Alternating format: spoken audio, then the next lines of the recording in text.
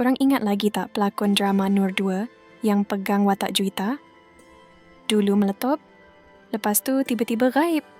Netizen cari, peminat rindu, tapi rupa-rupanya kemunculan semula dia kali ni bukan kat set penggambaran, tapi kat balai polis.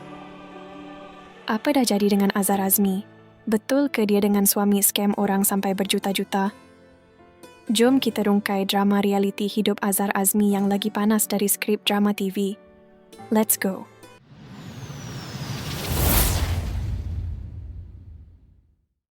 Siapa sangka wanita pemilik nama penuh Siti Azhar Amirah Azmi yang dilahirkan pada 13 Mac 1989 di Rembau, Negeri Sembilan ini sebenarnya mempunyai sejarah seni yang cukup gah. Dia merupakan anak ketiga daripada 5 beradik hasil perkongsian hidup pasangan Azmi Muhammad Yusof dan arba ayah Othman. Sejarah pembabitannya dalam seni bermula dengan penuh rendah diri, di mana dia memulakan kerjaya sebagai pelakon tambahan sahaja. Dia pernah berkongsi memori menyayat hati di mana arwah ibunya gigih menemaninya ke lokasi penggambaran di Seremban seawal usia tingkatan 3. Nama dia mula melonjak naik selepas berjaya menjadi finalis Dewi Remaja 2009-2010. Sebuah batch emas yang melahirkan nama-nama besar seperti Nilofa, Izara Aisyah, Anzalna Nasir dan Shatila Melvin. Bukan sekadar bersandarkan rupa, dia juga seorang usahawan yang mengasaskan produk kosmetik ZS Instant White serta butik Azharhof. Kerjayanya makin mendunia, menerusi drama-drama hit seperti Suri Hati Mr. Pilot, Gerak Khas sebagai detektif Amira, dan kemuncaknya sebagai Juwita dalam Nur 2. Namun, langit tidak selalunya cerah apabila kelibatnya mula gaib secara tiba-tiba daripada radar industri hiburan selepas tahun 2021. Peminat mula perasan yang akaun Instagram miliknya sudah lama tidak dikemas kini sejak hantaran terakhir pada 6 Mei 2022.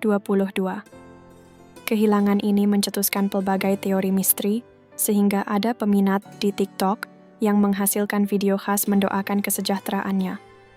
Spekulasi mengenai status pribadinya juga bertiup kencang, memandangkan dia pernah melalui fasa putus tunang dengan seorang penerbit filem berstatus bapa tunggal pada Februari 2020.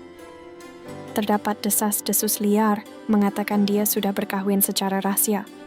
Malah, seorang individu yang mendakwa sebagai anak saudaranya pernah memuat naik video menyatakan yang dia sebenarnya sudah nekat untuk berhenti menjadi pelakon atau resign demi menumpukan perhatian sepenuhnya kepada dunia perniagaan secara privasi.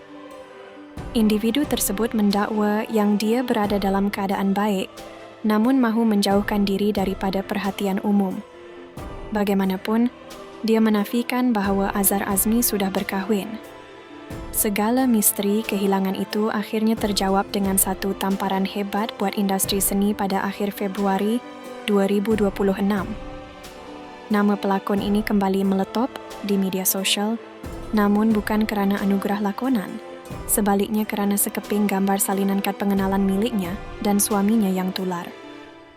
Seorang usahawan produk kecantikan yang dikenali sebagai Ukak Beina Official telah tampil membuat pendedahan berani mati, mendakwa dia menjadi mangsa penipuan atau scam oleh pelakon wanita tersebut bersama suaminya.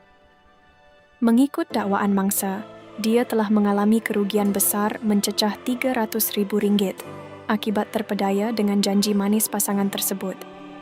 Lebih mengejutkan, pendedahan itu menarik perhatian ramai lagi mangsa lain yang mendakwa turut tertipu, sehingga melibatkan kerugian mencecah jutaan ringgit. Mangsa meluahkan rasa kesal kerana menyangka pelakon tersebut seorang yang jujur, namun rupanya menggunakan populariti lampau untuk mengaburi mata orang ramai demi mengaut keuntungan haram. Drama kehidupan pelakon ini akhirnya sampai ke penghujung di lokap polis. Dia bersama suaminya telah ditahan oleh Bahagian Siasatan Jenayah Komersial, BSJK, Ibu Pejabat Polis Daerah, IPD, Dangwangi bagi membantu siasatan kes penipuan pelaburan yang sangat licik, Ketua Polis Kuala Lumpur, Datuk Fadil Marsus mengesahkan bahawa tangkapan dibuat susulan aduan mengenai skema pelaburan penjualan lembu yang ditawarkan kepada orang ramai.